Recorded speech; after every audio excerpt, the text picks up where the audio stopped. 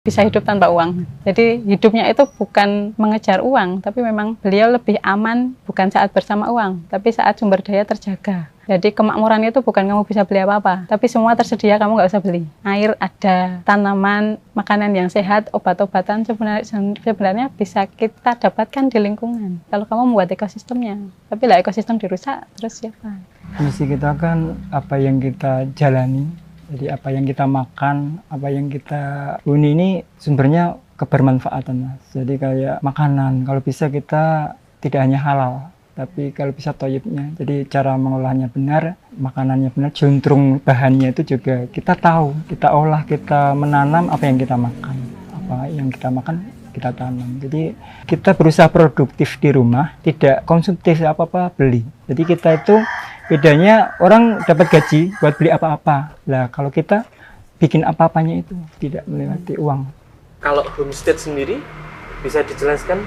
Kalau homestead itu sebenarnya referensinya dari internet juga. Jadi lihat orang di luar negeri gitu, mereka punya ranch kayak peternakan besar gitu, mereka punya kebun pangan sendiri, sapi sendiri, kuda sendiri gitu. Hidupnya mandiri. Nah, kita di lahan yang ada, kita berusaha seperti itu, minimal untuk kebutuhan keluarga sendiri.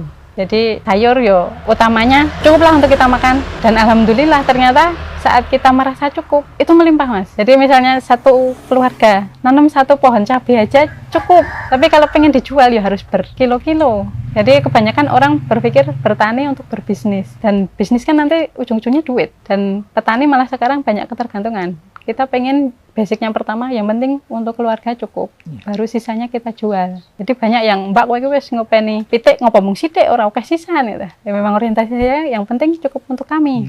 Sisanya baru kita jual. Kalau orientasinya kita pure bisnis, nanti lama-lama tidak pakai hati ya, Mas. Kayak yang saya lakukan di Brunei. Jadi dapat duit, hatinya tersayat-sayat gitu. Ya, jadi kita nentrem ke hati dulu, insya Allah rezeki ada. Cukupnya dari jenengan berdua itu apa? Kalau saya pribadi, untuk besok saya tahu apa yang dimakan, itu sudah lebih dari cukup. Jadi nggak berpikirnya aku ninggali anakku warisannya bermiliar-miliar gitu, nggak. Saya meninggalkan anak-anak itu value. Kue jaga lingkungan, itu warisan yang berharga. Yang kue orang bisa menemukan bumi lain, ya kita jaga.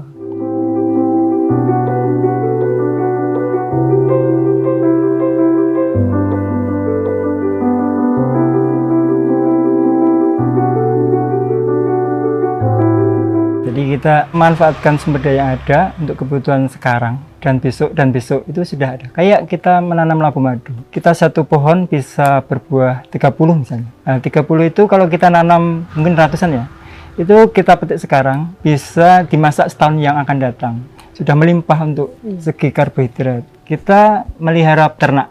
Kita nggak usah beli pakan. Kita memanfaatkan sampah yang ada, menyelesaikan sampah untuk menjadi pakan, dijadikan maggot. Itu sudah cukup protein tinggi untuk si ternak kita. Jadi kita nggak pernah beli konsentrat, nggak pernah beli bekatul. Itu sudah cukup. Tiap hari kita dapat swasembada telur, lele itu sebelum 2 bulan ini sudah over, sudah besar-besar dan sehat. Jadi kita bisa mencukupi kebutuhan sehari-hari. Kita tiap hari bisa ambil telur, tiap hari bisa ambil ikan, tiap hari bisa ambil sayur, tiap hari bisa mengolah labu madu sebagai banyaknya.